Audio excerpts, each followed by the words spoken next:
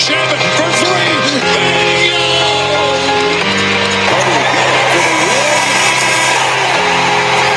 He is hard to believe. The magic of 360 turn with the rhythm. Magic down the middle. Gives underneath the Worthy. Slam dunk. Third in the corner. Double fake.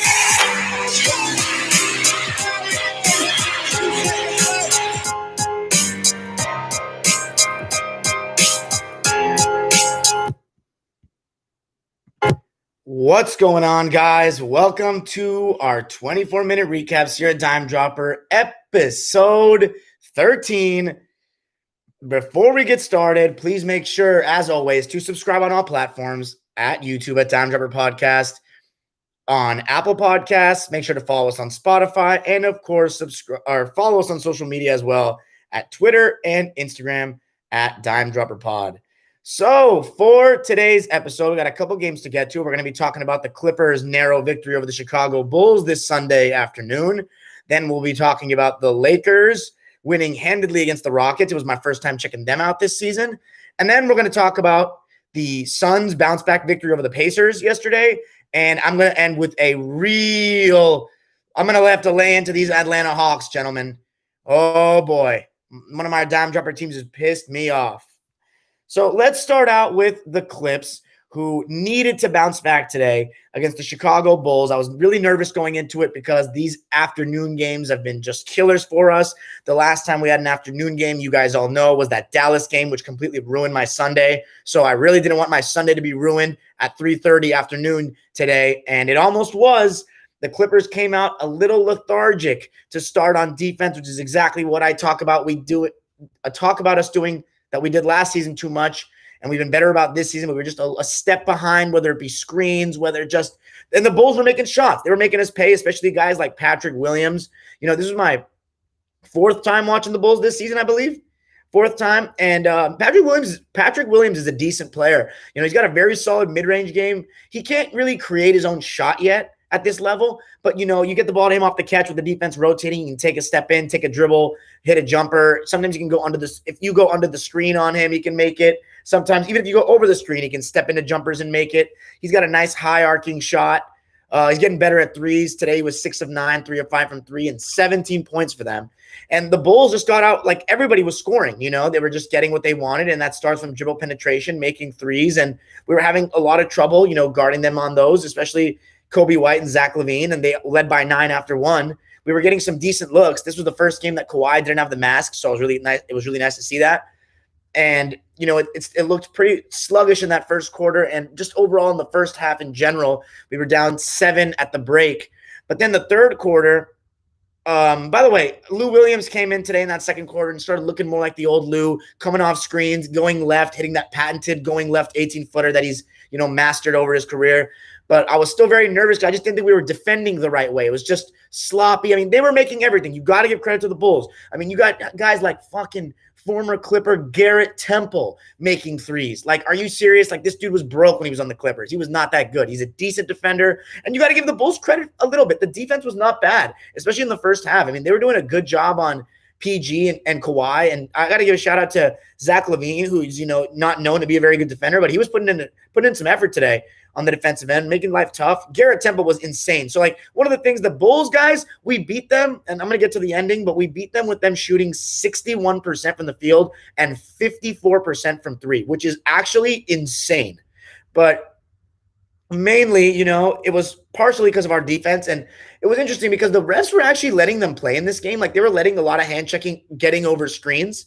But, yeah, and you know, that we failed to match their physicality a little bit for a while, but overall, every single person in this, like, the Clippers could not stay in front of anybody in that game. Just period. I mean, whether it was Kawhi, Batum, Paul George, everybody was getting beat off the dribble. Zach LaVine was getting basically whatever he wanted. Kobe White was getting in the paint far too easily. He only had 9 points, but he had 13 assists. But in the third quarter, we had like a straight-up three-point shootout, which is like basically every game. But this was like a kind of a duel. Zach LaVine and Kawhi were exchanging blows. And, man, some of those threes that Zach LaVine was making, like contested, full-on step-backs, people in his grill. You know, I got to give it to Zach LaVine. Like, he's come 10 of 16 from 3. My God. 15 of 26 from the field. 45, 7, and 7. Like, just an insane performance. I really think Zach LaVine actually is an elite scorer in this league, and I actually think that he could lead a team to the playoffs in the East. But I just think that he doesn't really have a clear-cut second guy on this team at all. Like, there's a huge drop-off after Zach on this team. And they're still somewhat suspect defensively, at least more so with Markkanen. When Markkanen is there, that he gets put in pick and roll. I feel like they had a lot more length and athleticism today on defense, and it affected us. But Kawhi was more scorching hot than I've ever seen him in terms of threes in that third quarter. And it was just, we kept answering back. We outscored them by 7 in the third quarter, 42-35 in the third quarter, and got us back in the game. And it was a tie game going into the fourth. And I was saying, like, look, we got the two best players on the court. We need to finish the job. And that's exactly what we did. It was very nerve-wracking. We were down by, I think it was 3 points or so. We were struggling to get stops. But Nicholas Batum hit this corner 4-point play where he pump faked and the guy didn't even bite, or kind of like he just stepped closer to him, but he didn't jump or anything. And I was like, oh my God, this is a horrible shot. It's not going to go in. And he made a 4-point play in the clutch. I mean, once again, this is just, you guys come to Dime Dropper for your daily podcast or whatever, your daily recap, and you're going to get a daily reminder that Nicholas Batum is the most underrated acquisition of the summer because my goodness, that was such a big shot, and he's just continuing what he's doing. And then Lou Williams, made some big plays down the stretch. A steal of Lou Williams' defensive play to decide the game, essentially, which was unbelievable. So here's the thing, though. I still believe what I said last game, even though last game I said I'm done with the Lou Williams experience, and he answered back with that performance. Look, I still think that Lou Williams is going to be exploited down the line. He can have a good game against a crappy team like Chicago, but that's not going to, he will be exploited. And I don't think he'll be able to play late in games sometimes because he's going to get targeted. As for Ty Lue, I think he made some great adjustments today. He realized that we can't stagger. We have to stagger. We can't just put, total bench in anymore. And he did exactly that, and it worked. And, if it's funny is the Bulls, Zach LaVine still made a ridiculous three to give him one more chance. And then he got the last look and he airballed. So Paul George made some big free throws, and Paul George was great tonight. A lot of penetrating and kicking. He was making his shots. Paul George continues to be fantastic. Kawhi had his best game of the season, though, without the mask, which is exactly what I want to see because I always say it. I think our team is best when Kawhi is the best player, not Paul George. The final 130-127, the Clippers skate away. I was not very happy with the performance, especially defensively. We couldn't guard a chair. Our defense, our rotations were a little slow. Once again, those early starts killing us, but that's not an excuse. It can't be that you start early and you just don't play well.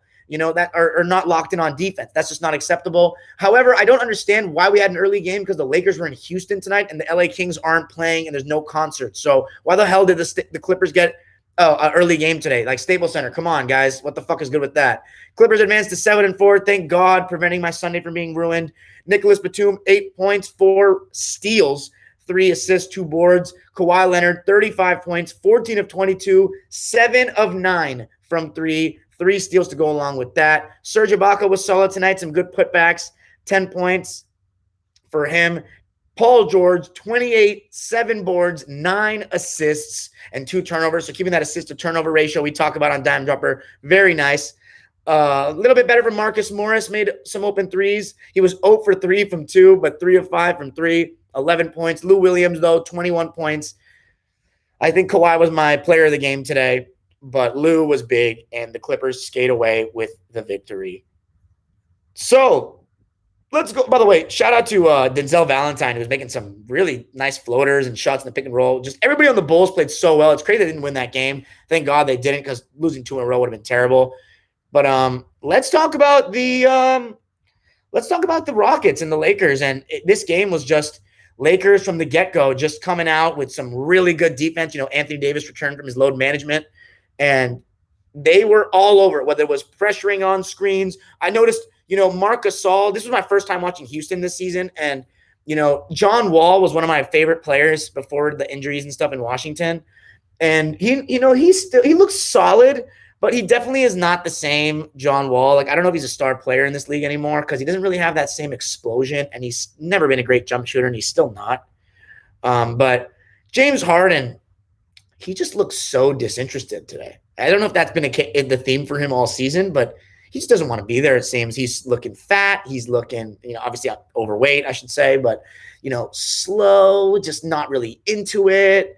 And, he doesn't have a team that's just a bunch of shooters. Like, they started David Nwaba today, who's not an offensive threat at all, instead of, coming from a guy like Robert Covington, who you really need to get out to at the three-point line last year. It's just not the same Rockets team. I noticed they're tougher Rockets team. They play defense, but, if James Harden's not really into it, then they're not going to do anything. And Plumber Jim, you guys, if you guys are fans of Dime Dropper, you guys heard my episodes in the glorified summer league about how much I dislike James Harden and how much I think what he's become is everything wrong with the modern game.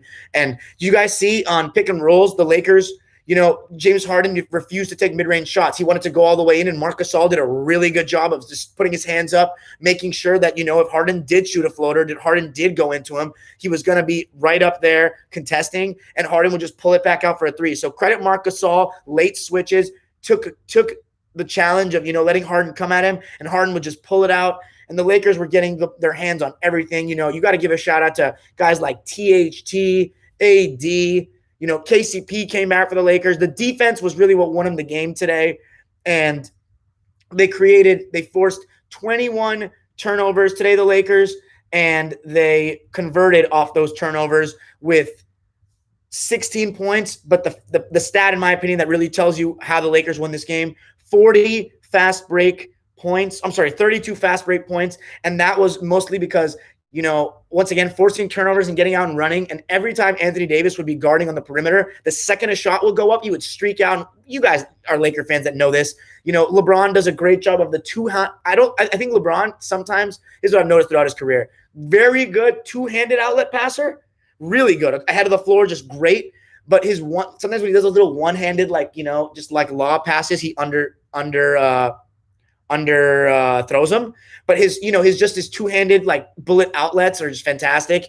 And he got Anthony Davis with a lot of those. But AD was so solid tonight. This is the Anthony Davis. Once again, it's like every other game, which is not what I like, but or not what I would like if I was a Laker fan. But today he was really good, being aggressive, getting in those mid-range areas, mid-post. I saw him get in the post occasionally. It was much better from AD. Very solid game from LeBron. But overall, the Lakers were just all over on a defense. And the Rockets just, with James Harden, he just doesn't look very interested, man. He just doesn't look very interested. Harden finishing with 20 points, 9 assists, 7 turnovers, and only 14 shot attempts, which from Harden is just ridiculously low for him. I wouldn't say ridiculously, but fairly low.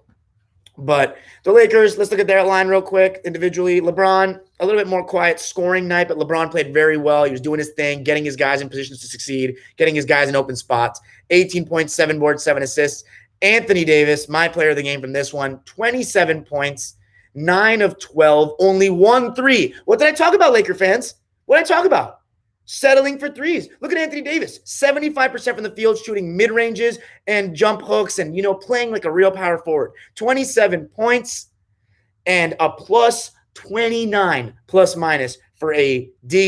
Trae was pretty solid off the bench with some good energy, finishing, doing his thing, 16 and 8. But by the way, I need to say something about THT also was, in my opinion, the third best player in the game. 17 points off the bench. His length is really, really impressive. He's a ball player, guys. He can actually play and pick and roll a bit. He's really solid taking it to the rim. He's got long arms. He stripped James Harden clean at one point. I was laughing so hard. But yeah, THT, man, he's a solid player. 17 points for him. But so another great win for the Lakers. 5-0 on the road, which is very impressive. Taking care of business. The best team, in my opinion. I think the Lakers still are just a step ahead of the league, just because their chemistry, their defense, it's not a very changed team. Even though Dennis Schroeder had, I think, a very average, not very good game. At least offensively, he was poor, in my opinion, for his standards. Just missing shots that he usually makes. 3 of 10 from the field for Dennis. But he still, brings intangibles. 2 steals, 2 blocks from Dennis. So there you go. Lakers get the dub. Good win for the Lakers. And we move on to the next game. By the way, I need to check somebody real quick. Billy Mack needs to really relax with this narrative about Trae shooting mid-range jumpers and that he was put in a box offensively by Glenn Rivers. He said today in commentary, he was like, a free-flowing Laker offense, like as if Glenn Rivers didn't just let them go out and play. Trae's averaging 6 or 5 less points with the Lakers than he was with the Clippers. So if anything, the Lakers are doing a better job of limiting his offense, not the other way around. So Billy Mack needs to stop with that narrative. That's getting really annoying. Anyway, let's move on to the Atlanta Hawks, who have now lost 4 consecutive games. Now, before I really get into this, let me give you guys a little flashback because we've been talking about him in the episodes as one of our dime dropper teams. Against Cleveland, this was their first big loss of the season. They were 11 of 32 from 3, 34%, which isn't too horrendous, but it's under 35%. Trae Young had 6 turnovers. He only had 16 points, and he was 6 of 16. So granted, you'd figure if your best player, Trae Young, has a better game, you're probably going to win. That was just one bad game. You move on to the next, right? So then they play the Knicks, and we talked about that game. And the Hawks were winning and then took their foot off the gas and only scored 20 points in the fourth. And Trae Young had 8 turnovers, and it was 9 of 22 and 1 of 6 from 3. So again, not doing the best job closing the game. 3-point percentage, 10 of 31. Again, under 35%. So that's another loss. So, now the third game, you better play better. But once again, we already talked about this game against the Hornets the other night, where Gordon Hayward had 44 points. And what happened with Trae Young? 2 of 9, 7 points, 7 turnovers. So then the whole article came out about John Collins trying to tell Trae Young that he needs to be a team player. And you know what I saw in this game?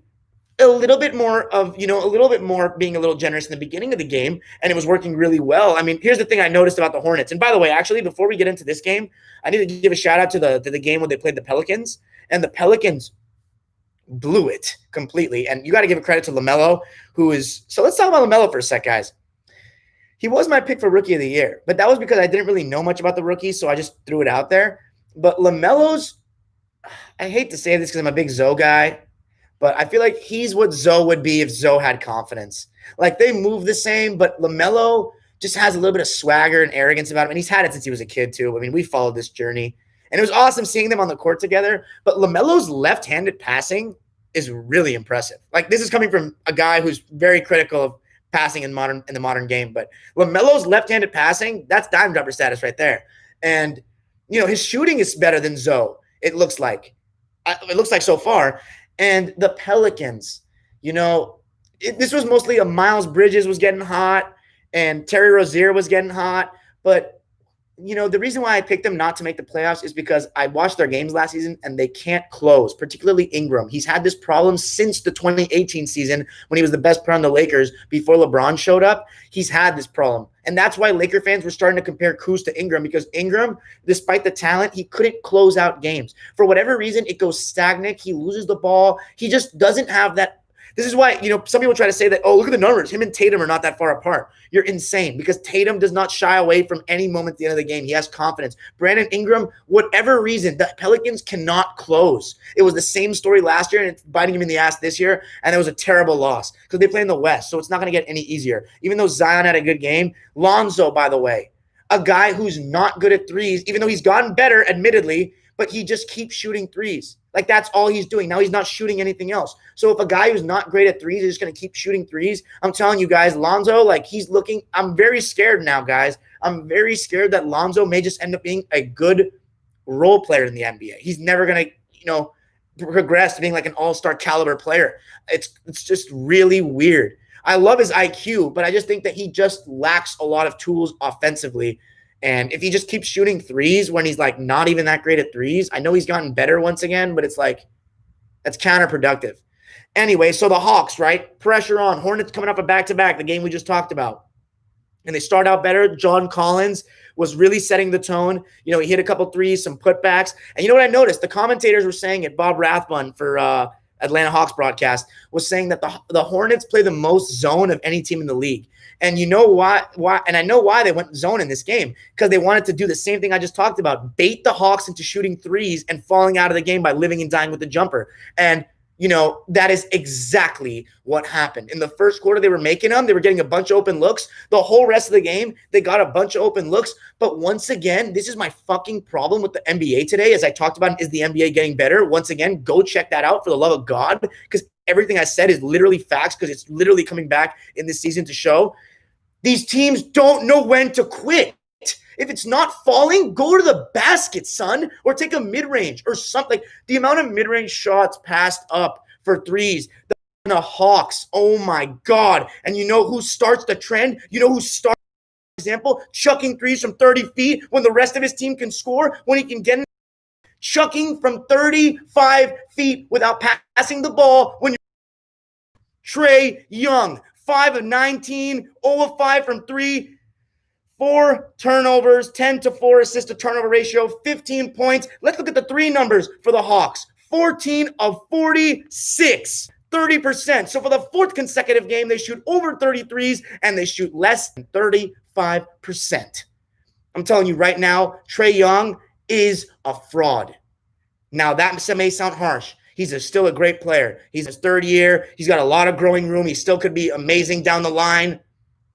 But this is ridiculous. This is literally just straight up entitlement. This is straight up, I want everything to come from me. He needs to make passes that aren't the assist pass. He needs to just come up the court and pass the ball and move it. And he has this, attitude on defense sometimes where it's like, I'm not going to rotate him. I'm just going to let him score. Let's go down the other way so I can throw it up from 30. And you know what? This is exactly why I'm following the Hawks this year, because I like the Hawks. I want them to make the playoffs. I like Trae Young. I want him to be good. But I'm not going to sit here and lie to you guys. This is ridiculous. The entitlement from Trae Young, this is not how you lead. And you know what, Atlanta? You know what the funny part is? You lost to these shitty Eastern Conference teams. Guess who you're playing next? Philadelphia. I don't remember what their schedule was, but it was very difficult. And they're going to lose a ton of these games. Phoenix was on there. They're going to plummet so much. And with the news of Bogdanovich, Gallinari needs to get his ass back out there as soon as possible. Same with Rondo, because Trae Young is going to be the reason this team doesn't make the playoffs, because he has no clue how to lead at all. Another game, episode 2,957 of teams not knowing when to quit shooting threes. Live by the jumper, die by the jumper. And PJ Washington was hitting his threes. He was getting it better, getting good looks, and it was a much more inside-outside attack. And Gordon Hayward, who's been a mid-range sniper, was doing that again. Even though he only ended up 6 for 14, it felt like he was hitting everything. 13 points, and you got to give a shout-out to LaMelo becoming the first person, the youngest person to get a triple-double in a game.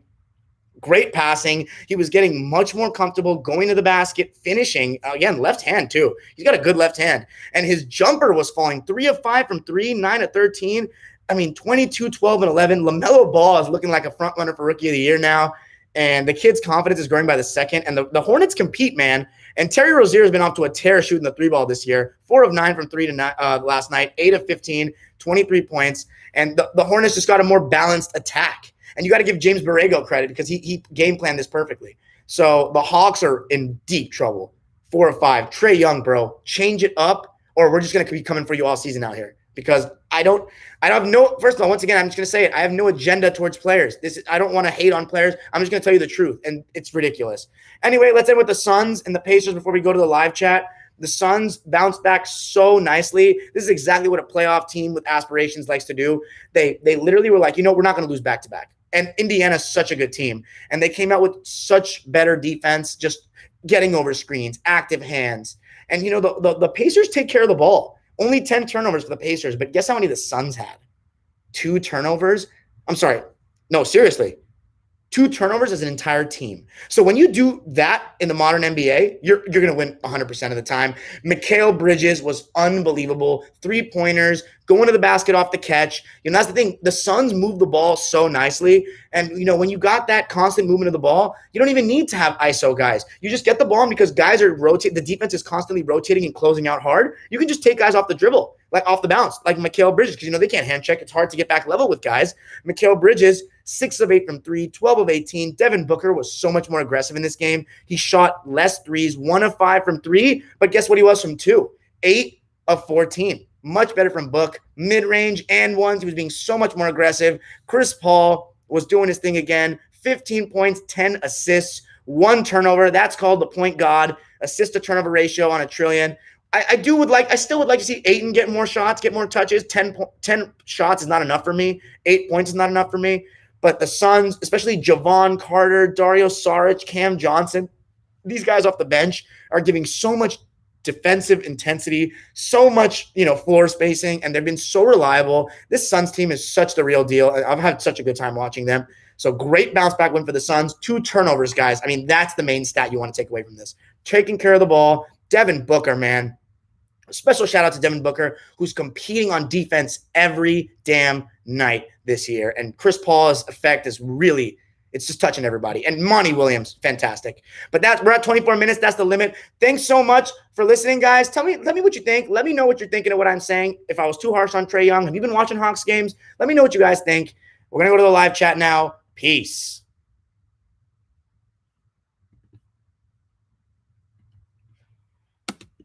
Woo! Okay, boys. Here we are. Rondo needs to get in his ear. Batum is legit. They barely beaten the Bulls. Lesson for the Clippers. Don't have a big-ass lead at halftime. What happened to Rondo? Well, Rondo needs to be on the court, man. I swear to God, Rondo needs to get on the court. I really hope CP3 gets a ring. He's such a good player. Yeah, he is, man. I love CP3, but I don't think he will. You think Warriors can get top 6 seed? I don't think so. Actually, no, they can. I don't think they will, though. I said 7th or 8th in my preview, so. Do you think bringing back Dwight and Cousins would have been better than their current front court, the Lakers? I think bringing back Dwight. I don't know about Cousins, but you know what? The Lakers right now still to me look like the head and shoulders best team in the NBA, so I wouldn't be too concerned. Do you like Harden in Philly? I don't like Harden. Do the Clippers still need a point guard in your opinion? Yeah, I would love to have a backup. I want Reggie gone and like someone else, you feel? Your takes are so fun to listen to because they're so understandable. Hey, thanks, Mungyo Cho. I'll take Rondo over CP3 in the playoffs. Okay, not now, though, guys. Come on.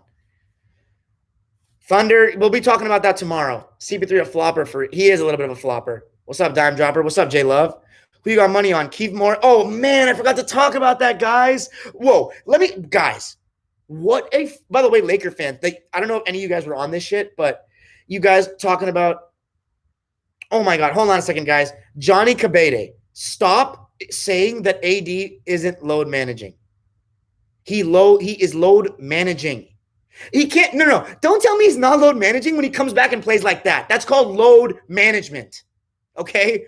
Like, stop, you guys, your apologies. You LeBron fans love to make apologies for everybody. Anyway, no more LeBron sexuals. Anyway, let's advance to guys. Okay, I hope you Laker fans are and my subscribers aren't one of these people, but you guys that are coming at Marcus Morris for being dirty in the playoffs. Yeah, you can. Markieff Morris is exactly the same person, guys. He's exactly the same person. So I don't know what you guys were saying last year, trying to make it seem like we're the bad boy Pistons or the Knicks from the 90s. You guys don't understand. This league is soft. They don't allow that shit. Anyway, by the way, speaking of soft, how soft was that freaking flagrant 2 on DeMarcus Cousins? That's a flagrant 1. That is some soft garbage, bro. This league is so soft. LeBron gets touched, of course it's a flagrant 2. And by the way, anyone that's going to say he already had a tech. No, he already had a tech. You can get a tech and a flagrant. That doesn't eject you from a basketball game. Oh, my goodness.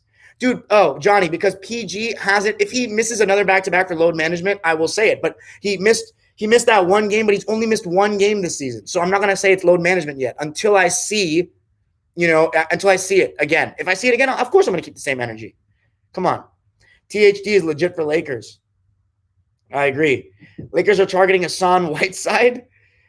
You can't talk any shit. The Clippers have the load managing king, but he's not load managing this season, is he, Batman? Your top 5 point guard list of all time? I don't answer those questions, but Jerry West is in there. Yes, for sure. I think Jerry West is so slept on because of his finals record, but once again, if you want that finals record, if you want to hold that against them, let's talk about LeBron's finals record and Wilt's finals record. Thoughts on Thunder? They're not very good, but I heard they win tonight. So if I'm Jerry West, I'll take out Reggie Jackson for a good point guard. I agree. Lou reminded y'all why he's still good and a great bench player. Y'all need to chill with such hot takes so early. No, you need to chill with realizing that one game doesn't matter because Lou Williams is still a defensive liability, period. I'm sorry. I like Lou, but you need to understand he's a defensive liability. He's still a good bench player, but I don't trust it anymore. I don't trust it anymore. Let's see him play well like 2 or 3 games in a row. One game against the Chicago Bulls that we barely beat, and you're going to tell me that that's why I should relax? Get the hell out of here. I've seen Lou Williams play for what? This is his 4th year on the Clippers? And I have a lot of respect for him too. But he also what else did he do? Oh, wings. That was, yeah. Keith today was not as dirty as Marcus in the playoffs. The point I'm trying to make, though, to boy, is that both of them are literally dirty enforcer asshole players. They are they're ready to squab. Sorry about that, bro. What the fuck? Tell me after, all right? Yeah, I All right, sure. Yeah, that was soft. LeBron owns the refs, unfortunately. DeMarcus Cousins has history. Exactly. So they targeted him. They targeted Boogie. THT steals. I love the Lakers, but both the fouls on Boogie were BS. I don't get the grief with load management. Who gives a shit? There's like 80 games a season. So what if you skip a game here and there to stay healthy? If your team loses as a result, then it's not very good and can't build rhythm. Kawhi is the load managing king. Because he has a chronic injury, though, 8 crash out. I'm sorry, I am Batman. I'm sorry. When he stepped on Luka's bum ankle, it looked intentional, and I really disliked that.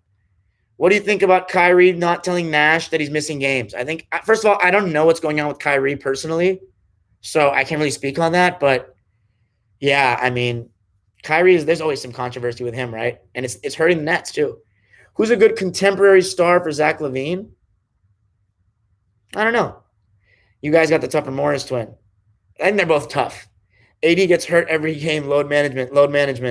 LeBron better load manage this OKC game. Yeah, it's crazy that LeBron hasn't missed a game this season. You got to give him credit, man. He's not load managing because they called his ass out.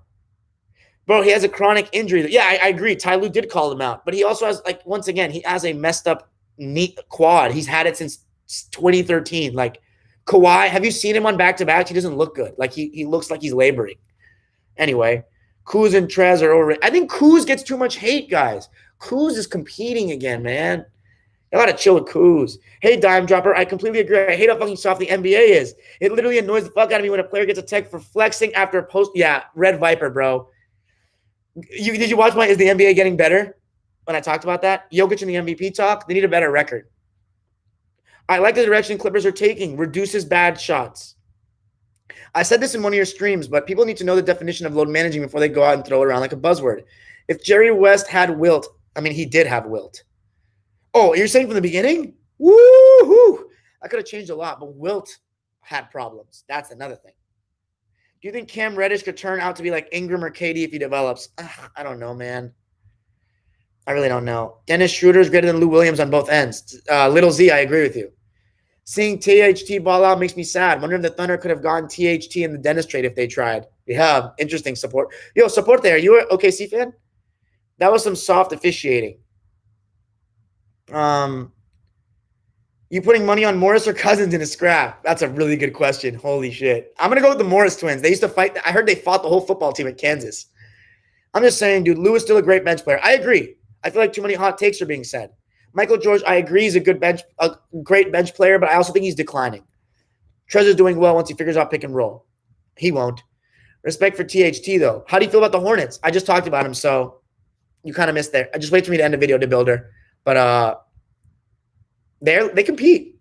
Okay, look, I'm the biggest Braun fan ever. I have him 4 all time. Wow, actually know the history of the game and watch it, Braun. Come on, 2011 was serving in a choice. I get a plus 2014 are the only ones I hold against him. I'm not going to answer LeBron questions anymore because it's just too controversial. And I've already talked about him. I made a whole episode on him and Jordan. So how do you feel about Trae Young's new Harden move to get to the foul line and Steve Nash back? I think Steve Nash is 100% right. And Trae Young is literally just becoming a fraud. Every team needs that dude that will stick up for their team. I agree, Little Z. Yeah, Jerry had Wilt, but Wilt wasn't as dominant as before. In Wilt's standards, I agree. Gab Story knows the history of the game. He does. I agree, though. But still, though, 1970 and 1969, no excuse. Because they actually were making their run when Wilt came out. Kyrie can be weird sometimes. I'm not sure Kawhi's knees are going to hold mid-season. We'll see, Peter. I hope so. I had Luka too, Alberto. Kuz is trash. No, he's not, though. He competes. Nah, Kuz is solid. It's just his first 3 shots are always quick threes. I agree. I'll pay more attention to Leonard on back-to-backs. Ingram or Jaylen Brown? Man, I used to argue with my Celtics friends back in Massachusetts so much about Ingram being better, but Jaylen Brown's turned the corner. So I'm going to have to go with Jaylen.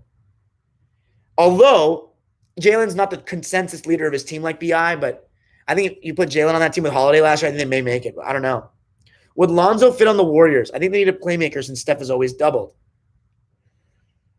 I think he would fit, but I don't think the Pelicans are going to get rid of him. Lakers back-to-back. It's kind of sad seeing the draft mistakes that teams have made in the past decade. Who's your favorite Clipper of all time? Chris Paul. Because I'm a point guard. CP and Blake, baby. Will Brooklyn finish top 4 in the East? I'm still standing by my pick, hitting the head on my season preview. Go check it out on Apple and Spotify. I said Nets were going to be 4th. No, 3rd. Yeah, 3rd. What's good? Sorry I'm late, bro. What's up, Lil Paggi? If Jerry West's finals record was the other way around, would you put him over Magic, and would he be in the GOAT convo? Yes. Absolutely. Dude, if Jerry West's finals record was 8-1, what? Are you kidding? James Harden is this era's Wilt. Yeah, but Wilt's a champion though, bro. Little Z, you got to realize that 1967 is one of the greatest championship runs in the history of the game. Does not get talked about enough because Bill Russell's run and the Celtics run came to an end, and Wilt was like, he sacrificed way more than he ever did. He really bought in. That 1967 Philadelphia 76ers team had the best record in history at the time. That team is criminally underrated, and that's why Wilt deserves more praise for that, in my opinion. Trae's pick and roll defense has actually been getting better gradually. Okay, we'll see though. I agree to some extent. I also think Lakers have had a very easy schedule, like one of the easiest in the NBA. Let's not ignore that. The standard that the media holds LeBron on makes me not like LeBron as much as I used to. The media has ruined him for me, quite frankly. Luka's not a top 5 player, I agree, but he has real MVP potential, but not this season. Okay, I disagree with that. I think he will have this season. That MJ LeBron video was so harsh on Bron. I don't care what you say. You don't mention everything. I mention enough. Yes, I agree. I could have mentioned more about Jordan's failures with Detroit, for sure. I'm going to watch that eventually. But it's not hard. I was literally a LeBron fan. Everything else is excuses. So, period. You guys, you love making excuses. This whole generation loves making excuses. It's the softest generation ever. And, you know, I'm even softer because I'm from this generation. That's the funny part. I admit it, too. I wish I wasn't, but I am. Yes, I'm an OKC fan. Last season was the first season I watched basketball. Although I rep the Thunder, Larry Bird is my favorite of all time. Dude, Larry's such a savage. I still feel like Kemba's better than Jalen. I disagree only because the defense ate crash out. Who's your first team All-NBA team this year? Too early. Funny that Trez has been developing a shot in the first 2 games of the season. He shot more jump shots than he did all of last season with us. That 70 finals against Knicks. Although Wilt came back with maybe 16 games and left season, inexcusable against the hobbling Willis Reed. Gab's story, dude. You're becoming one of my favorite subscribers right now. You know your history, bro. I'm going to make a video on that on the game 7 of the 70 finals. Probably released in the offseason. Frazier went off. He needs to get more credit for that. That's a Magic Johnson-like performance by Frazier. Shout out Rams and Jared Goff. You're from Kenya? Damn, shout out to my African subscribers. Let's go. I'm a huge fan of African soccer teams, West African particularly, because Didier was my guy. And all of them, Samuel Eto'o, Yaya, all of them. Cote d'Ivoire, that was my team. That was my alternate team outside of USA and Iran. But man, the good old days. I miss those Ivory Coast teams, man. Senegal, though, is another one of my adopted African teams that I like. Fave Clippers moment, the comeback against the Warriors in the playoffs when Shamet hit the 3. Shamet for 3, bingo. Yeah, my favorite was Chris Paul. You might, but Bill Russell has 11 rings and he's still highly underrated. So I don't see Jerry getting much love, but I do have Bill through all time. Yeah, I agree, Johnny. We need to but no, listen though. Jerry West, if he had 8 rings though, that would be insane. I already give Wilt credit for sticking with the not so great Philadelphia 76. Yo, 79 Steve, bro. You should do more research. Dude, that Philadelphia 76ers team was really good. Hal Greer, is his number in the Wells Fargo Center? I'm pretty sure it is. Chet Walker, Billy C. Dude, those teams in the 60s were stacked at the top. That's why I hate when people say that Bill Russell had stacked teams, because he played against stacked teams. Wilt, if you guys don't know who Hal Greer is, go look him up. He was a really good player. And Chet Walker, also a really good player. And Billy Cunningham, really good player. I think aside from Bron, Wilt was the most controversial and polarizing figures in the NBA. Yeah, Wilt is. I think King Dez, I said in my preview, Luka is going to win MVP, so I'm going to stick with that pick. I don't get how the media loves LeBron so much, yet don't give him MVP. Honestly, should have at least another 2 in the trophy. All right, whatever. Ray Allen or Steph taking the last shot? Steph, because he can create it. Johnny, it's funny because you tell me my takes on LeBron are emotional, but you literally claim to be the biggest LeBron fan in the world. You understand that you're the biased one? I was you, dude. I was the LeBron fan that spoke objectively. Every single person that's a fan of a player does not speak objectively. Even if they try, they don't understand. They don't get it. But one day you'll figure it out. Anyway, do you want Ricky Rubio on your team? I would like that. In my opinion, 1967, Wilt is the best player of all time. Can't lie, though. Wilt had a lot of problems in his career. I agree, Soporte. That's an interesting claim. Steph is overrated. Clippers overrated. Trae Young is trash. My Seahawks are fucking ass. Trae a real stand-up dude, but something about his game I don't like. Today is a good game. One thing I can't take away from Wilt, he's in the two of the greatest teams ever. 72 Lakers, 67 Sixers. I agree. There's so much beef on Twitter between Clipper and Laker fans. It's so weird. It's because they're all like 20 and under or 30 and under. Most of them. Did you see the picture today of Kawhi's hands in the water bottle? Yes, I did. It was so funny. Will sticking with the team. He forced his way to the Lakers. I agree. Wilt asked for a trade. Was what happened with Alex Hannum? Alex Hannum got fired, didn't he? Or Alex Hannum left? Anyway, Wilt cared a lot about his stats. If he was only a scorer, he revolved his game around assists. The 2 times your toxic takes was first. Actually, you know what, Johnny? I'm not going to give it to you because I'm just not even going to. Once again, I'm going to just not talk about him anymore because that's all you guys want to talk about. So I'm not going to do you the favor of talking about him. LeBron is not regressing, guys. Anyway. No, I'm not answering that question, Raed. New YouTube page. That 60s Celtics is a mix of 2014 Spurs and the Warriors, having Bill Russell as a leader on anchor and those Hall of Famers in that team in the decade. What's up, Mark Blue? I'll see you. I don't see you popped in here. If you were to, but Luka is top. Just because I haven't winning MVP doesn't mean he's top 5. Top 5 has nothing to do with regular season for me. If you were to base the GOAT conversation about 1 year, arguably, Wilt would win. I don't think so, though, because I don't think that just because you have the most stats means you're the best. That's OGG. That's why you have to compare everybody to their peers. I hated Braun before he came to the Lakers, but will forever love him for bringing a chip. He earned my respect. I agree. Anyway, that's it for me tonight, guys. Thanks for joining me.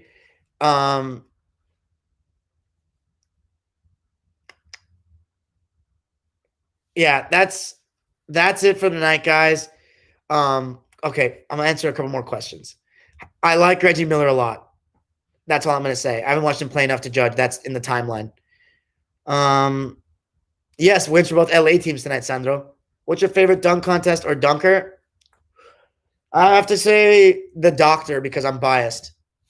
If Kobe hadn't tore his Achilles, would he have played till he was 40? Ooh, probably, dude. AD way better than Duncan. Okay, that's where I shut the live stream off. All right, guys. Good night. Thank you, guys. Peace.